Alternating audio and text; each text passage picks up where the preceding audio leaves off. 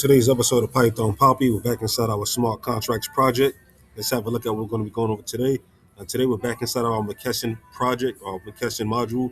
We're inside of our new module that we're working on, the ZK Sync setup. So yesterday I did do some background checking, and we are going to move forward with what we understood yesterday. The only difference is when we went over it initially, we didn't actually run it. We were just going over the process of setting everything up. So that's what threw me off a little bit.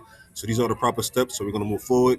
So step one was understanding ZK Sync, which is a layer 2 scaling solution that uses zero-knowledge rollups to increase transaction throughput while maintaining the security of the Ethereum mainnet, which we went over yesterday.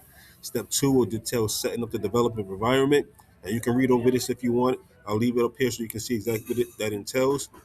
Step 3 will be configuring hard hat for ZK Sync, and you can see here it will be create a hard hat configuration file. We would do hardhat.config.js and add the following configuration to connect to the ZK Sync network. Let's move down. So you can see here we would add this entire script to connect to the sync.